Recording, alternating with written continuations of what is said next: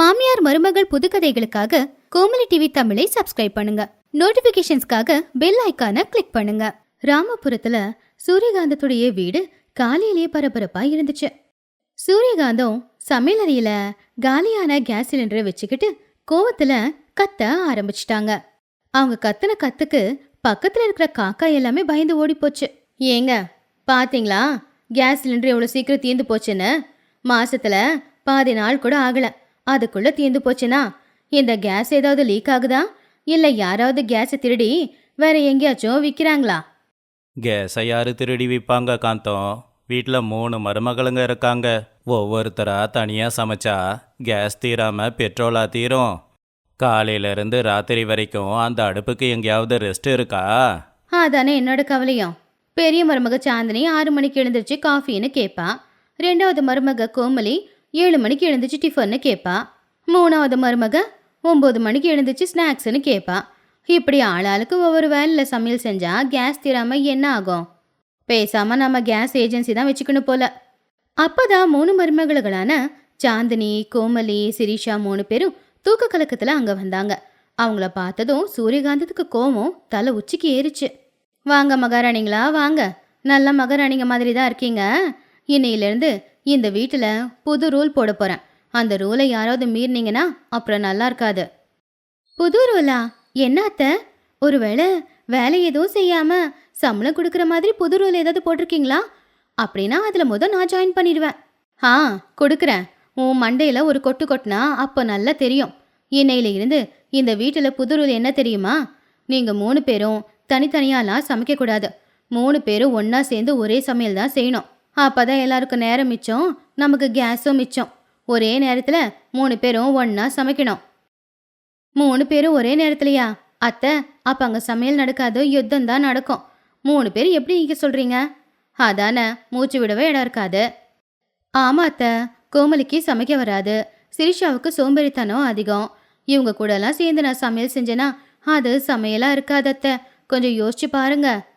அதெல்லாம் எனக்கு தெரியாது. இன்னைக்கு மதியம் நமக்கு லஞ்சை நீங்கள் 3 பேரும் சேர்ந்து தான் செய்யணும். இதுதான் நான் போடுற ரூலு. இதை மீற நினச்சிங்கன்னா அப்புறம் நீங்கள் இந்த வீட்டில் வாழ முடியாது. கேஸ் சிலிண்டர் புக் பண்ணியிருக்கேன், வந்துடும். 3 பேரும் ஒழுங்காக சேர்ந்து ஒன்றா உட்காந்து சமையல் செய்யுங்க. சரிங்க அத்தை, 3 பேரும் ஒன்றா சேர்ந்து சமைக்கணும்னு நீங்கள் ஆசைப்படுறீங்க. நீங்கள் ரூல் போட்டுட்டீங்க, அதை மீறி நடக்க முடியுமா? இன்னைக்கு நாங்கள் 3 பேரும் சேர்ந்து சமைக்கிறோம், நீங்கள் சந்தோஷமாக சாப்பிடுங்க அப்படின்னு சொல்லி 3 மருமகளும் ஒருத்தங்களை இன்னொருத்தங்க பார்த்துக்கிட்டு சிரிச்சுக்கிட்டு இருந்தாங்க. சூரியகாந்தம் கொஞ்சம் பயத்தோட அவங்கள பார்த்தாங்க. காந்தம், எனக்கு ஏதோ தப்பாக தோணுது. இவங்க 3 பேரும் சேர்ந்து செஞ்சா சமையலாகாது, சண்டை தான் ஆகும். நான் எதுக்கும் முன்ஜாக்கிரதையா ஆம்புலன்ஸுக்கு ஃபோன் பண்ணி வைக்கவா? உங்களுக்கு மட்டும் இல்லைங்க, எனக்கும் பயமாக தான் இருக்குது. ஆனால் கேஸை நம்ம மிச்சம் பிடிச்சி தானே ஆகணும். பார்க்கலாம் என்ன நடக்குதுன்னு. இன்னொரு பக்கம் 3 மருமகளுங்களும் ஏதோ யுத்தத்துக்கு தயாரான மாதிரி தயாரானாங்க. 3 பேர் கையிலையும் கத்தியும் கரண்டியும் இருந்துச்சு. அக்கா, அத்தை கேஸை மிச்சம் பிடிக்கணும்னு சொன்னாங்கல்ல, அப்போ நம்ம 3 பேரும் 3 ஸ்டவ்வில் சமைக்க வேணாம், ஒரே ஸ்டவ்வில் ஒரே பாத்திரத்தில் சமைக்கலாம். அப்போ கேஸ் மிச்சமாகும்ல. எது ஒரே பாத்திரத்துலையா? பைத்தியக்காரி, உனக்கு அறிவு இருக்கா? பொரியல் செய்யணும், குழம்பு செய்யணும், சாப்பாடு வடிக்கணும், இது எல்லாத்தையும் ஒரே பாத்திரத்தில் எப்படி செய்ய முடியும்? ஐயோ கோமலி, உனக்கு சிரிஷா என்ன சொல்கிறான்னு புரியல. இப்போல்லாம் சிட்டியில் இந்த ஃபுட்டு தான் ஃபேமஸ்ஸு. குக்கர் அடுப்பில் வச்சுட்டு எல்லா காய்கறி, அரிசி, பருப்பு, தேவையான மசாலா எல்லாத்தையும் கலந்து போட்டு ஒரு 4-5 விசில் விட்டா சூப்பரான சாப்பாடு ரெடி ஆகிடும். டேஸ்ட்டும் ரொம்ப நல்லாயிருக்கும். பேசாமல் அதையே ட்ரை பண்ணலாம். வாவ் சிரிஷா, இதுதான் நீ கொடுத்த ஐடியாவா? இப்படி செஞ்சா ஒரு 1/2 மணி நேரத்தில் சமையல் எல்லாம் முடிச்சுட்டு அதுக்கப்புறமா நம்ம உட்காந்து சீரியல் பார்க்கலாம்ல. அதெல்லாம் ஓகே தான். ஆனால் எனக்கு என்னமோ இன்னைக்கு ஸ்பைஸியாக சிக்கன் சாப்பிட்ணும் போல இருக்கு. அவருக்கும் சிக்கன் ரொம்ப பிடிக்கும், எனக்கும் நூடுல்ஸ் ரொம்ப பிடிக்கும். அந்த நூடுல்ஸு என் வீட்டுக்காருக்கும் ரொம்ப பிடிக்கும். எனக்கு என்னமோ ஹெல்தியாக பாவக்காய் சாப்பிட்ணும் போல இருக்கு. என் வீட்டுக்காருக்கு சுகர் வரக்கூடாதுல, அதான் பாவக்காய் செய்யணும். சிக்கனு, நூடுல்ஸு, பாவக்காய், இது 3த்தையும் சேர்த்து என்ன சமைக்க முடியும்? அதில் என்ன இருக்குது? குக்கரில் சிக்கனு, பாவக்காய், நூடுல்ஸு எல்லாத்தையும் போட்டு மசாலா போட்டு வேக வைக்கலாம். இது சூப்பராக இருக்கும்ல. மருமகளோட மிக்சடு பிரியாணின்னு பேர் வைக்கலாம், எல்லாரும் இஷ்டப்படுவாங்க. இது சூப்பராக இருக்கு. ஓகே ஓகே, இன்னைக்கு நாம் அதையே செஞ்சிடலாம். 3 மருமகளுங்க சேர்ந்து ஒரு குக்கரில் சிக்கனு, அதுக்கு மேல பாவக்காய், அதுக்கு மேல நூடுல்ஸை போட்டு வேக வைக்கலான்னு நினைச்சாங்க. சின்ன மருமக டேஸ்ட்டுக்காக சாக்லேட் பவுடர் போட்டா. கோமலி கொஞ்சம் புளிப்பா இருக்கணும் அப்படிங்கிறதுக்காக புளி தண்ணியை கரைச்சி ஊத்தினா. அப்புறம் சாந்தினி காரமா இருக்கணுன்றதுக்காக 10 பச்சை மிளகாய போட்டா. கடவுளே, இது சாப்பிட எப்படி இருக்குன்னு தெரியல. ஆனா அத்தைக்கு மட்டும் மயக்கம் வரணும். 1, 2, 3, 4. 4 விசில் வந்துருச்சு. இப்போ ஆஃப் பண்ணுங்க. ஆனா ஸ்மெல் மட்டும் ஏதோ வெரைட்டியா வருது இல்ல? இன்னொரு பக்கம் ராமாராவ், சூரியகாந்தம், ராஜேஷ், சுரேஷ், மோகன் இவங்க எல்லாரும் வந்து டைனிங் டேபிள்ல உட்காந்துக்கிட்டு இருந்தாங்க. பாவம் எல்லாருக்குமே செம கொலை பசி. காந்தம், பசி தாங்க முடியாம வயிறு வேற வலிக்குது. மருமகளுங்க சமைச்சாங்களா? மணி வேற ஒன்னாகுதே. தெரியலங்க. 3 பேரும் சமையலறையில யுத்தம் பண்றாங்க. வாசம் ஏதோ வருது, குக்கர் சத்தமும் கேட்டுச்சு. ஆனா அந்த வாசம் தான் ஏதோ மருந்து ஃபேக்டரியில இருந்து வர மாதிரி இருக்கு. அப்பதான் 3 மருமகளுங்களும் அவங்க சமைச்ச ஃபுட்டை எடுத்துக்கிட்டு டைனிங் டேபிளுக்கு வந்தாங்க. அவங்க முகத்துல இருக்கிற சந்தோஷத்தை பார்த்தா ஏதோ யுத்தத்துல ஜெயிச்சு வந்த மாதிரி தான் இருந்துச்சு. மாமா, உங்களுக்கு பிடிச்ச மாதிரி ஆல் இன் ஒன் பாகுபலி சமையல். இந்த உலகத்துல இந்த ஃபுட்டு வேற எங்கேயும் கிடைக்காது. என்னது, பாகுபலி சமையலா? பேரு நல்லா தான் இருக்கு. ஆனா சாப்பாடு தான் பார்க்க வித்தியாசமா இருக்கு. பச்சையா வெள்ளையா கருப்பா இருக்கே. ஐயா மாமா, சந்தேகப்படாதீங்க. இதுல புரோட்டீனுக்காக சிக்கனு, டேஸ்டுக்காக நூடுல்ஸு, ஹெல்த் பெனிஃபிட்ஸ்க்காக பாவக்காய், அப்புறம் எனர்ஜிக்காக சாக்லேட் போட்டிருக்கோம். ரொம்ப சூப்பரா இருக்கும். எல்லாரும் பயந்துக்கிட்டே அந்த சாப்பாடை தட்டில் போட்டாங்க. அது பார்க்கறதுக்கு ரொம்ப வித்தியாசமா இருந்துச்சு. நூடுல்ஸ் பாம்பு மாதிரி இருந்தா பாவக்காய் பாம்பு மாதிரி இருந்துச்சு. மோகன் ஆசையா ஒரு வாய் எடுத்து வாயில வச்சான். அவ்வளோதான், அவன் முகம் வாடி போச்சு. கண்ணெல்லாம் செவந்து போச்சு.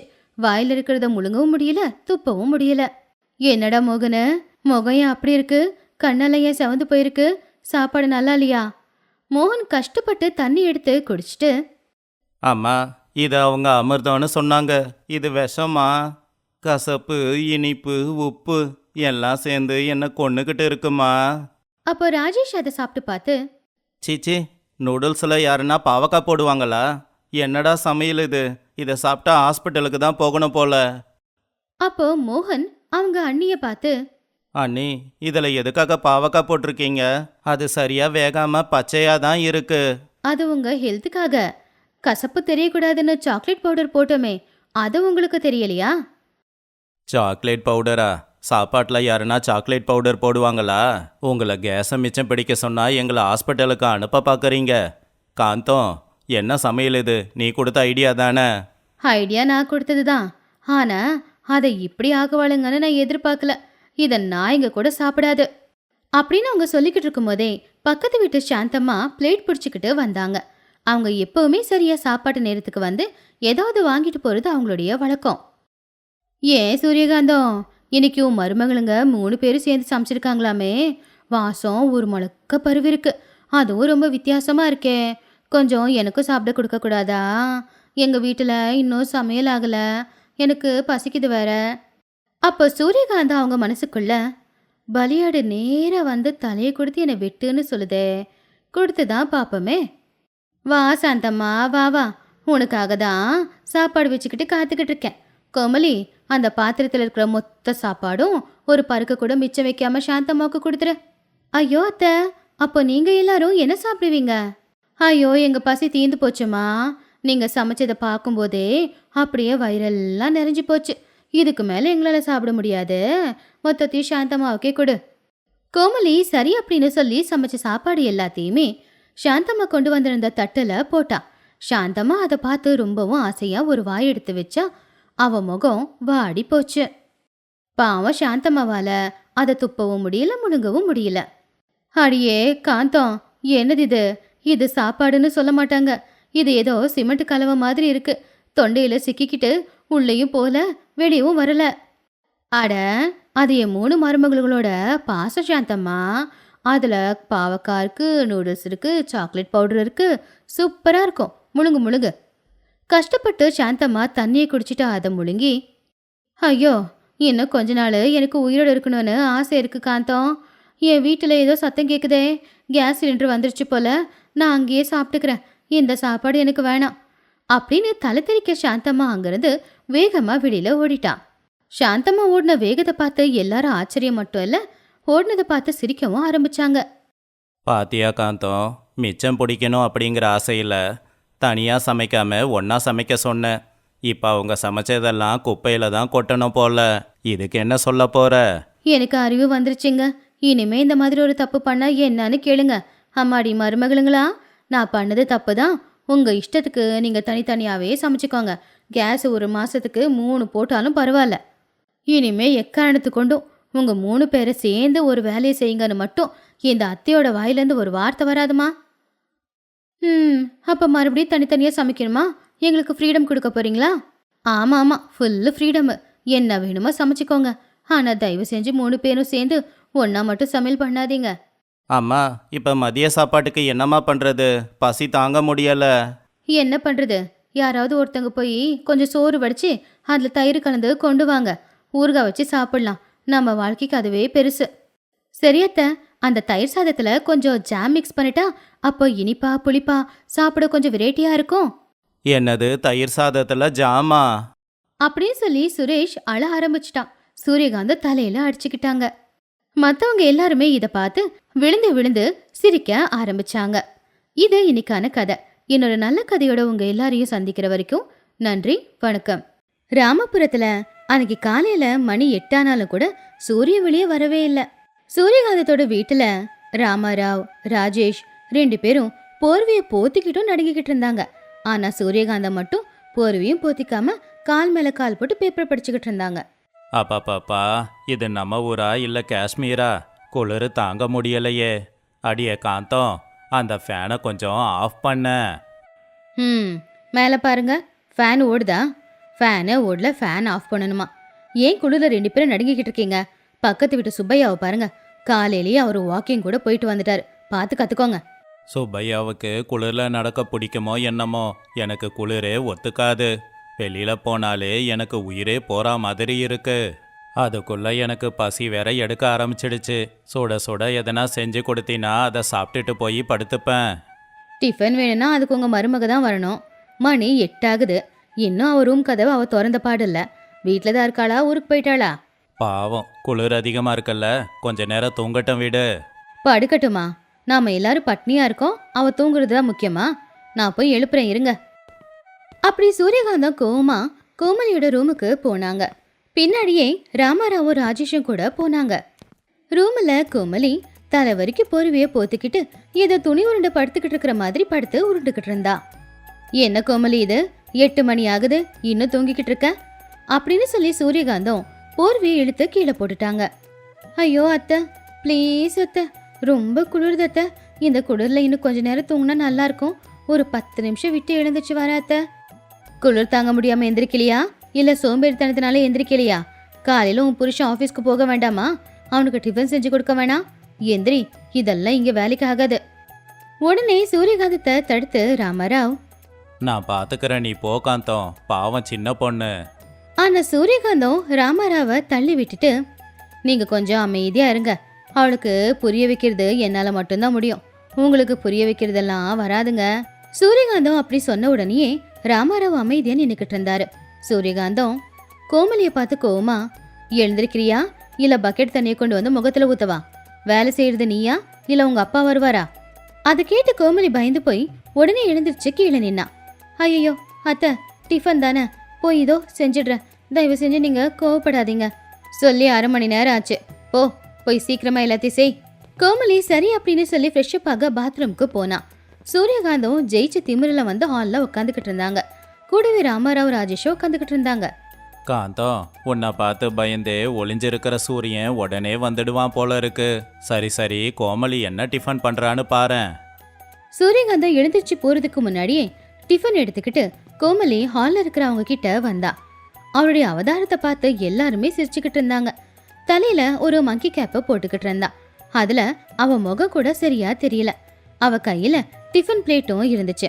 அதை பார்த்து அவங்க எல்லாருமே ரொம்பவும் ஆச்சரியமா, குட் மார்னிங் மாமா, உங்களுக்காக தான் சுட சுட தோசை போட்டு கொண்டு வந்திருக்கேன், இந்தாங்க சாப்பிடுங்க.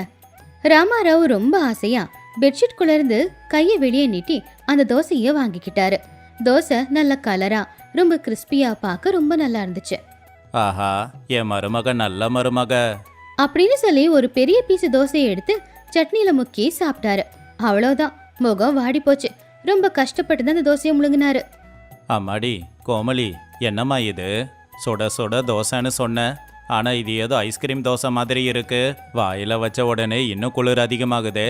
இது என்ன ஃப்ரிட்ஜில் இருந்தா கொண்டு வந்த? ஐயோ மாமா, நான் தோசை கல்ல போட்டு எடுக்கும்போது சுட சுட ஆவி பறக்க தான் இருந்துச்சு. ஆனா கிச்சன்ல இருந்து ஹாலுக்கு வர அந்த கேப்ல ஆறி போயிடுச்சு மாமா. இதை தான் சயின்ஸ்ல இன்ஸ்டன்ட் கூலிங்னு சொல்லுவாங்க.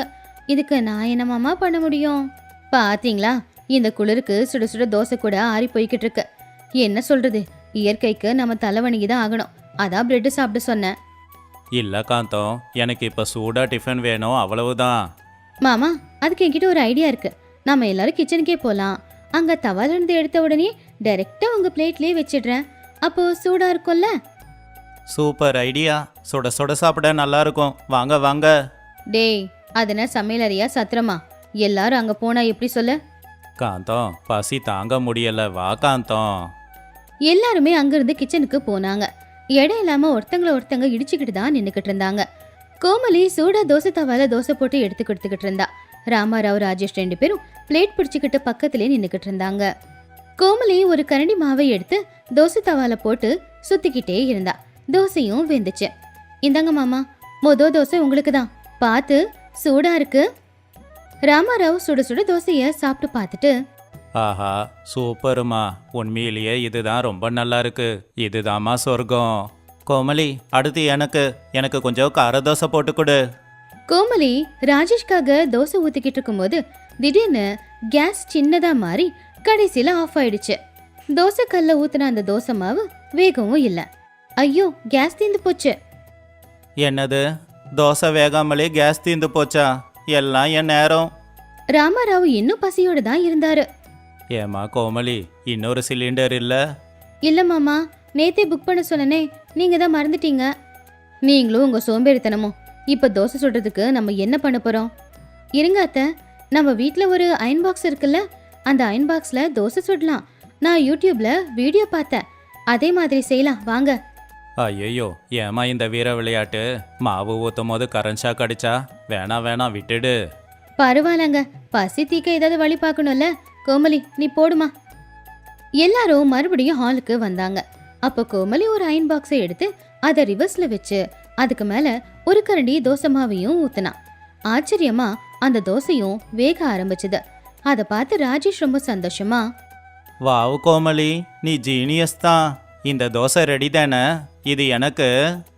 அப்படின்னு ராஜேஷ் சொல்லி தட்டை நீட்டும் போது திடீர்னு அவங்க வீட்டுல கரண்ட் போயிடுச்சு. அதனால தோசையும் வேகல. ராஜேஷ் ரொம்பவும் கவலைப்பட்டான். ச்சே, இந்த கரண்ட்டுக்காரனுக்கு என் மேல என்ன கோபமோ? கரெக்டா இங்கேயும் பாதி தோசை தான் வெந்திருக்கு. கேஸும் இல்ல, கரண்ட்டும் இல்ல. இனி நம்ம பட்னியா தான் இருக்கணும் போல. எல்லாம் நம்ம நேரம். ராமாராவ் கோவமா எழுந்திருச்சு, இனி வேற வழி இல்ல. வாங்க, நாம பேசாம ஹோட்டலுக்கு போகலாம். அங்கேயாவது சுட சுட இட்லி கிடைக்கும். இந்த குளிர்ல வெளியில போறதா உங்களுக்கு என்ன பைத்தியமா? பசிக்குதே, முதல்ல வா போலாம். எல்லாரும் அந்த குளிர்ல போர்வை, மங்கி கேப்பு எல்லாத்தையும் போட்டுக்கிட்டு போனாங்க. பனி ரொம்ப அதிகமா இருந்துச்சு. அப்ப ராமாராவ் குளிர்ல நடுங்கிக்கிட்டே, டே ராஜேஷ், வழி எங்கடா இருக்கு? போற இடம்லாம் வெள்ளையா இருக்கு. அதுக்குள்ளேயா சொர்க்கத்துக்கு வந்துட்டோம்?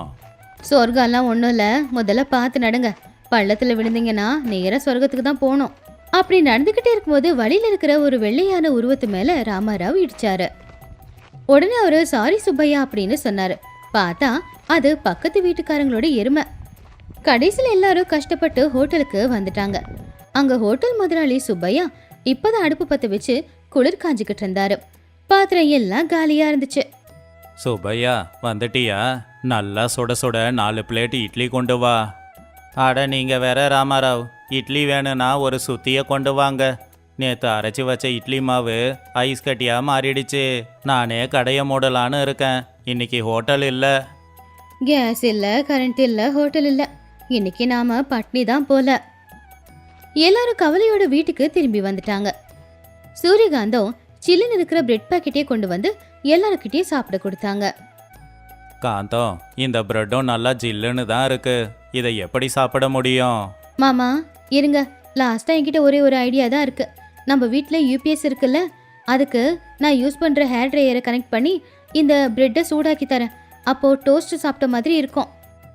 நீயோ உன்னோட புத்திசாலித்தனமும் சரி பண்ணு.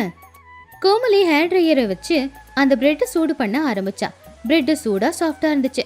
ராமாராவ் சாப்பிட்டு பார்த்து, அப்பாடா கோமலி, உண்மையிலேயே நீ ஜீனியஸ் தாம்மா. பிரெட்டை ட்ரையரை வச்சு சூடாக்கி கொடுத்து என் பசியை தீர்த்துட்ட.